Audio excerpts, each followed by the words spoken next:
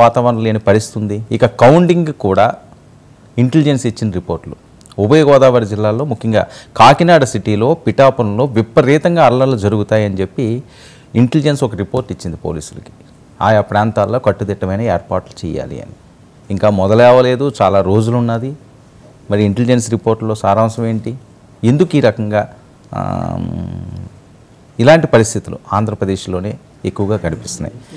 మరొక వైపు టీడీపీ ఒక సర్వే అంటూ సిడిపి చేయించుకున్నదంటూ సోషల్ మీడియాలో పెద్ద ఎత్తున వైరల్ అవుతుంది. ఈ ప్రచారం వెనుక ఏవైనా వేరే శక్తులు ఉన్నాయా? ఇది వాస్తవమా? ఇది కూడా పెద్ద ఎత్తున ట్రోల్ అవుతున్న అంశం. ఇక పిఠాపురంలో వర్మ టీముకి సంబంధించి ఒక కలకలం రేగుతుంది, ఒక ఆందోళన కలిగిస్తుంది. వర్మని యూజ్ చేసుకున్నారు, వదిలేశారు అన్నట్లుగా మాట్లాడే పరిస్థితి. అలాగే నాగబాబు గారు ఏదో మాట్లాడినట్టుగా ఒకటి వైరల్ అవుతున్నది. అది ఫేక్ అని చెప్పి జన సైనికులు కొట్టేస్తున్నారు. అంటే ఒక అంశం కాదు, దేశవ్యాప్తంగా ఏ మూల చూసినా ఏదో ఒక రచ్చ రాజకీయ పరంగా రగులుతూనే ఉంది. ఇవే ఇష్యూస్పై మనతో పాటుగా తెలకపల్లి రావు గారు ఉన్నారు. నమస్కారం రావు గారు. నమస్తే వర్మ సార్. మనం చాలాసార్లు మాట్లాడుకోవడం జరిగింది, ఎన్నికలు అయిపోయిన తర్వాత కూడా ఏదో ఒక రచ్చ, ఏదో ఒక పంచాయతీ. అసలు ఏం సూచిస్తున్నాయి రాజకీయ నాయకులు కానీ లేకపోతే ఈ పార్టీలు కానీ? అంటే అసలు వాళ్ళకి అంత నమ్మకం లేదు, అవిశ్వాసాన్ని సూచిస్తున్నాయి. అవిశ్వాసం, ఓటమి భయం, దాని నుంచి వచ్చే అసహనం, ఇట్లాంటివన్నీ దానివల్ల ఇలా జరుగుతుంటాయి కదా. దెబ్బతిన్నామేమో అని, లేదా కొన్నిసార్లు మనం పై చేయండాం కాబట్టి అవతరాలను ముందే హడలు కొడదామని, ఇట్లాంటి రకరకాల కారణాల వల్ల. మూడోది వాతావరణాన్ని డిస్టర్బ్ చేయడం, కలవలపరచడం, తద్వారా భయోత్పాతానికి గురి చేయడం అనేది కూడా ఉంది. ఓకే, ఇప్పటికి ఆల్రెడీ పోలింగ్ సమయంలో జరిగిన దాని మీదే సిట్ వేశారు. ఆ సిట్ అంతకుముందు అధికారులను 2 సార్లు, ఇప్పుడు 3వ సారి మార్చారని అనుకోవాలి ఒక విధంగా చూస్తే.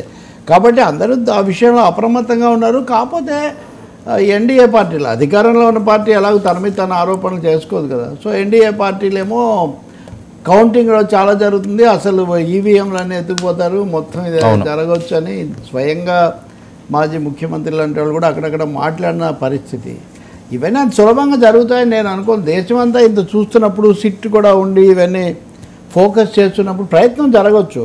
మీరు ఇప్పుడు అంటున్నారు వర్మ గారు, ఇప్పుడు ఎందుకండి? అసలు ఇంకా నామినేషన్ లేకముందు నుంచి రౌడీలు వచ్చారు, ఇక్కడ ఉన్నారు, లాడ్జీలో ఉన్నారు, ఇది అవుతుంది, అది అవుతుంది, ఎంత జరిగింది. అదృష్టవశాత్తు ప్రజల అప్రమత్తత వల్ల ఇప్పటి వరకు మేజర్ ఈవెంట్స్, ఈ ఇన్సిడెంట్స్ అక్కడ జరగలేదు. మరి ఏమనుకోవాలి అంటే, వాళ్ళు ఎన్నికల కౌంటింగ్ అయిన తర్వాత చేస్తారు వాళ్ళు. కాబట్టి ఇందులో అసహనం, ఒక విధమైన ఉద్రిక్తత ఉంది. అదే సమయంలో కొంచెం అతిశయోక్తులుగా చెప్పి హడలు కొట్టే ప్రయత్నాలు ఉన్నాయి. మూడోది, ముందుగానే కొన్ని సాకులు సిద్ధం చేసుకోవడం కూడా ఉంది. దీనివల్లని, దానివల్లని, వీళ్ళ వల్లని, వాళ్ళ వల్లని, ఈ అన్ని అంశాలు కలిసి మీరు చెప్తున్నటువంటి పరిస్థితికి వస్తుంది. నేను మొన్నగా చెప్తున్నా కదా, లౌక్యమా అదేదో సినిమాలు అంటాడే, సినిమా అయిపోయాక కూడా హాల్లో కూర్చోవడం ఏంటా అన్నట్టుగా పోలింగ్ అయిపోయిన తర్వాత కూడా కౌంటింగ్ దానికోసం వెళ్లకుండా దాని మీద టెన్షన్ క్రియేట్ చేయడానికి, అంటే నమ్మకం లేదు ఏదో ఒక పక్షానికి. ఒక పక్షానికి నమ్మకం లేదు, ఒక పక్షానికి దూకుడు ఎక్కువగా ఉంది. దానివల్ల ఇలాంటి పరిస్థితులు వస్తున్నాయి. ఓకే, పిఠాపురం అంశం వస్తే వర్మ టీంలో కొద్దిగా ఆందోళన కలిగిస్తుంది, ఇచ్చిన హామీలు ఎంతవరకు నెరవేర్చుకుంటారని. ఎందుకంటే ఆత్మీయ సమావేశం ఏదో నాగబాబు గారు పెట్టి ఈయనకి ఇన్వైట్ చేయలేదని, అలాగే ఆయన పుట్టినరోజు కూడా ఆయన ట్వీట్ చేయలేదు, అన్నిటికీ స్పందించి ఆయన ఎందుకు అలా చేస్తున్నారు అన్నది వాళ్ళ శిబిరంలో మాట్లాడుతున్న అంశం. అంటే 2 విషయాలంటే, నాగబాబు ఈ విషయాలకు వస్తే సాక్షిలో కూడా వార్త వేశారు. నాగబాబు అన్నాడని మనకేదో స్వేచ్ఛ వచ్చింది, ఇంకా మనం ఎవరికి లేదు స్వతంత్రులమని. ఒకటైతే రాజకీయ పార్టీలు పొత్తులు ఉన్నప్పుడు అప్పుడు కలిసి పనిచేస్తే అది అయిన తర్వాత ఎవరికి వాళ్ళని వెళ్ళటం అనేది జరుగుతూ ఉంటుంది. కానీ ఇక్కడ అంత పెద్ద పార్టీలు ఏం కాదు, వీళ్ళు ఒకరికొకరు పూర్తిగా ఇంకా అసలు మీ అవినాభావం మీరే మేమన్న స్థాయిలో చేసి ఇప్పుడు హఠాత్తుగా మీకు మేమే, మీరే మాకు మేమే అంటే ఎట్లా కుదురుతుంది? అందువల్ల అలాంటి సందేహాలు ఇక్కడ వస్తున్నాయనిపిస్తుంది. రెండవది, ఆయన చివరిలో జరిపినటువంటి సమావేశంలో వాళ్ళ పార్టీ వాళ్ళే ఉన్నారు. అంటే వాళ్ళు ఏమంటారంటే, మా పార్టీ కార్యకర్తలకు థ్యాంక్స్ చెప్పడానికి మేము ఏర్పాటు చేసాం, ఇందులో వేరే పార్టీ వాళ్ళని పిలవడం లేదు. మళ్ళీ వర్మని పిలిస్తే ఇంకొక రామారావు గారిని పిలవలేదని, రామారావు గారిని పిలిస్తే రామరాజు గారిని పిలవలేదని గొడవ కలిసి చేశారు కదా సార్ అక్కడ ఎన్నికలు. అందుకే నేను చెప్పే తర్వాత మేము చేస్తాము, ఇప్పుడు ఇమీడియట్గా ఎవరి ఆఫీసులో వాళ్ళు సబ్మిట్ చేసుకుంటున్నాము. కాకపోతే పిఠాపురంలో వర్మ ఫ్యాక్టర్ అనేది ప్రధానంగా ఆయనకే కృతజ్ఞతలు, ఆయన ద్వారానే జరిగింది ఇదంతా, పవన్ కళ్యాణ్ చెప్తూ వచ్చారు, భావించారు. కాబట్టి ఆయన కనీసం ఏదో ఒక విధంగా అక్కడ ఉండాలి కదా. పోస్ట్ పోల్ సినేరియోలో కూడా వర్మను కంటిన్యూ చేయటం అన్నది కంటిన్యూ చేయకపోవడం అన్నది తప్పకుండా అది విమర్శకు వ్యాఖ్యలకు దారితీస్తుంది. ఆ విషయంలో మరి నాగబాబు జాగ్రత్త తీసుకొని ఉండాల్సింది. అది కాకుండా మొత్తం ఆ శిబిరమే ఒక తికమక అయిపోయిన తర్వాత అది అల్లు అర్జున్తో మొదలైంది. అల్లు అర్జున్ ఏదో మహాపాపం చేసినట్టు మనవడ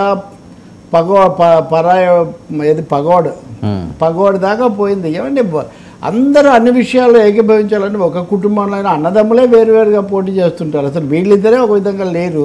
సో ఒక విధంగా శృతి మించింది కొంచెం నాగబాబు అసహనము, అది శృతి మించడం వల్ల ఈ పరిస్థితి కొంచెం వచ్చింది. అక్కడి నుంచి మొదలు ఇది పవన్ కళ్యాణ్ లెటర్ పెట్టారు, అది కరెక్టే. మరి అది క్షేత్రస్థాయిలో కొనసాగాలి కదా. ఇప్పుడు ఒక నాయకుడు ఏమనుకుంటాడంటే వర్మ, మీరు నేనంటే మనకు డైరెక్ట్ స్టేక్స్ లేవు, మనం మాట్లాడతాం, మన అభిప్రాయం చెప్తాం, జనం తెలిసింది చూసింది అనుకుంటాం. లోకల్గా తన ఇంప్రెషన్ ఏంటి, తన రూట్స్ ఏంటి, తన కాంటాక్ట్ ఏంటి, తనకు అందులోనూ మరి పద్ధతులు చాలా ఎక్కువగా పాటించే తూర్పుగోదావరి జిల్లా కాబట్టి అక్కడ అవగాహన ఏంటిది, పెళ్ళి అవగాహన ఏదో అన్నట్టుగా ఉంది అనే ఒక అభిప్రాయం వచ్చి ఉండొచ్చు. పవన్ కళ్యాణ్ అది కొంత ఊహించారు కాబట్టి పెట్టారు. కానీ అక్కడ వరుసగా వచ్చిన ఇన్సిడెంట్స్తో ఈ కలకలం వచ్చింది. ఇంకోటి కూడా ఉంది కదా, మీరు ఇంత ఉంటే ఇంత చేయడానికి వేరే ఓ బలమైన పార్టీ, ప్రభుత్వం, మీడియా ఇవన్నీ కూడా అక్కడ ఉన్నాయి కదా. కాబట్టి జాగ్రత్త లోపించింది. అల్లు అర్జున్ మీద కామెంట్ చేసినప్పుడు కానీ కొన్ని విషయాలు ఇదిగో ఇట్లాంటివి మీడియాలో వాళ్ళ సమావేశంలో మాట్లాడుతుంటే మరి వేరే వాళ్ళకి ఏమైనా చేరుతుందని చూసుకోవడంలో కానీ వర్మను ముఖ్యంగా ఆ కౌంటింగ్ వరకు వర్మన్ సెంటర్గా పెట్టుకోవడం అనేది చాలా క్షేమంగా. ఎటు తిరిగి ఎమ్మెల్యే పవనే కదా గెలిస్తే, అటువంటిప్పుడు వర్మను ముందు పెట్టుకుంటే మటుకు నష్టం ఏముంది. అది జరగలేదు. వీటన్నిటి వల్ల అసంతృప్తి అక్కడ వచ్చినట్టుగా మటుకు కనిపిస్తుంది. అంటే ఇక్కడ వీళ్ళు చేసే ఈ పనులు చంద్రబాబు నాయుడు గారు ఈయనకి ఇచ్చిన హామీకి మళ్ళీ ఇప్పుడు లింకప్ చేస్తున్నారంటే ఒక్కసారి ఆ బయటలో విందాం సార్ ప్లీజ్. ఆయన ఏమన్నారు, పవన్ కళ్యాణ్ గారు ఏమన్నారు, ఒకసారి ఆ బయట ప్లే చేయండి ప్లీజ్. చంద్రబాబు నాయుడు గారు పవన్ కళ్యాణ్ గారు బయట చెప్పి